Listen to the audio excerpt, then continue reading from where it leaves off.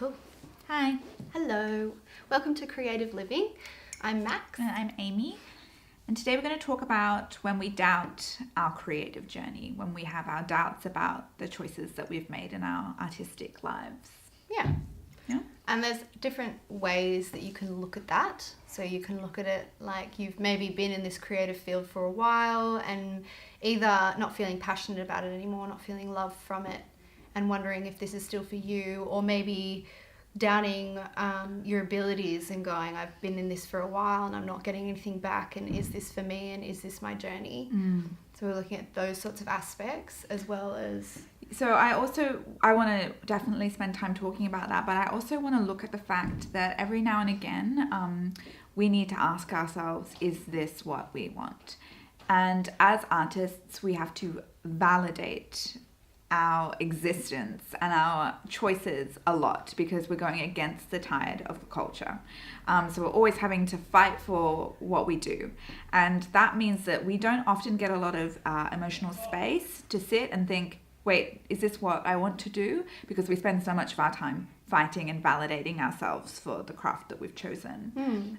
So it's just about finding that emotional, that space in our life to ask ourselves, like, very honestly, am I still on the right path? Is this still what I actually want? And I think a lot of the time social media can do this where we don't even know it, but sometimes we'll find ourselves posting and doing certain things suddenly for the audience and not for yourself. Yeah. And you won't even know that you're doing it. It'll Yeah. just happen one day where suddenly it's not for you and you're not feeding yourself, you're suddenly feeding someone else. Yeah.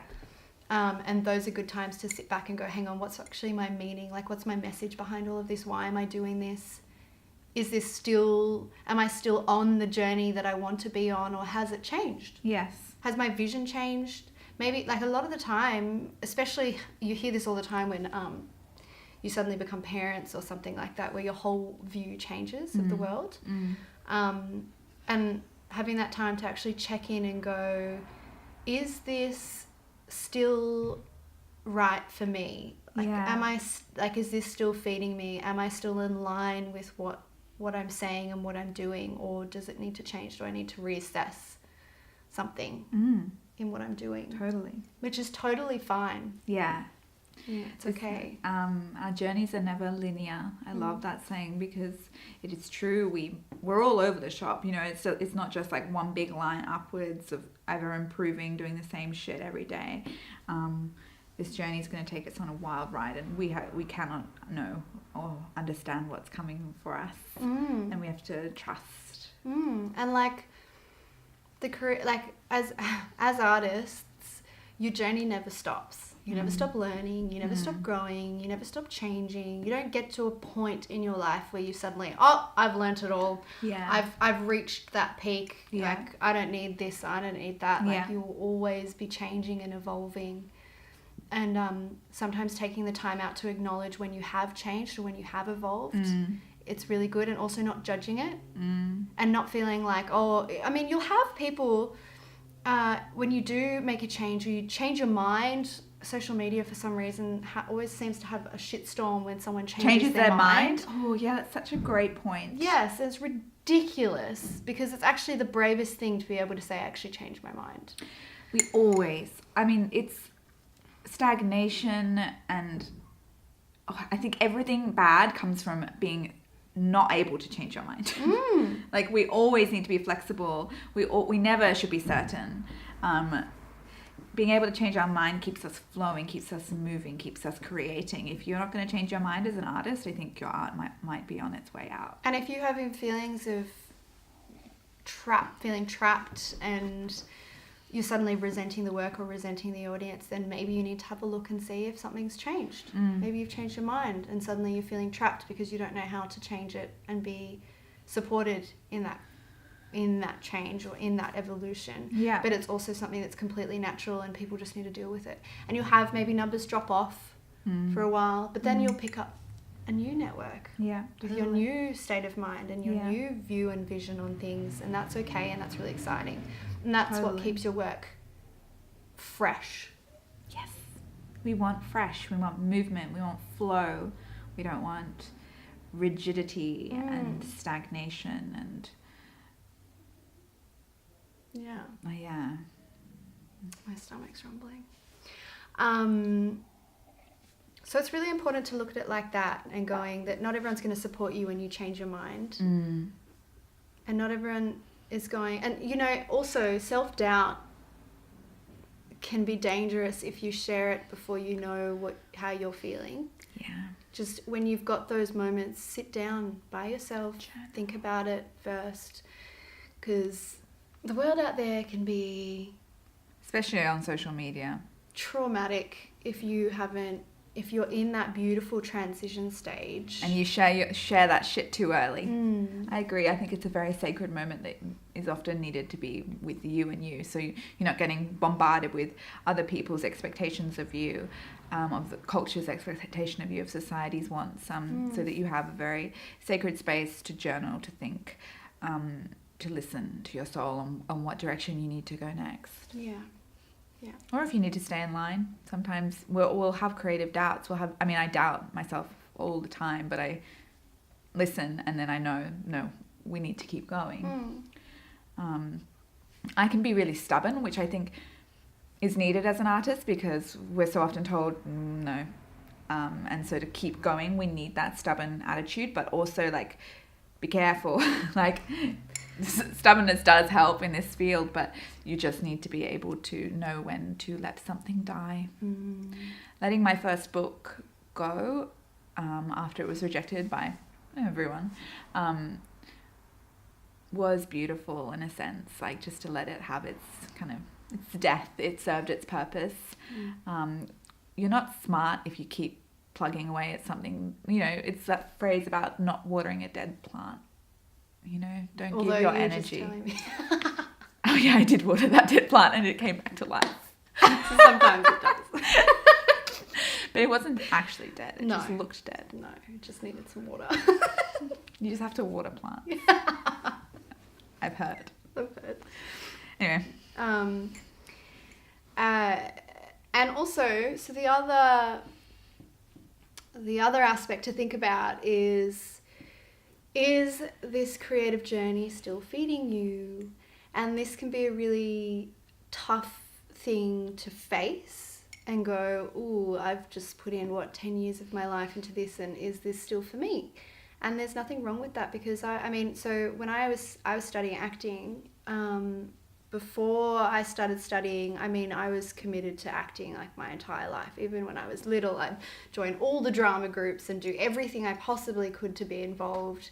And then I got into this course and it was all very exciting, but I got, some really traumatic events happened while I was there that meant that I needed time off, and I wasn't sure if I wanted to act when I finished. Yeah. And it was really heartbreaking because it was my whole life. I'd never even questioned it.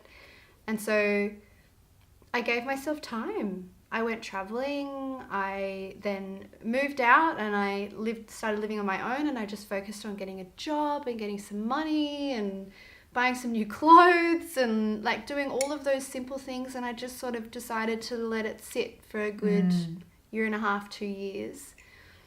And after that time, suddenly I had a renewed sense of purpose and going, well, yeah, like I still love to act, but other parts of my course was producing and editing, and I was really interested in photography.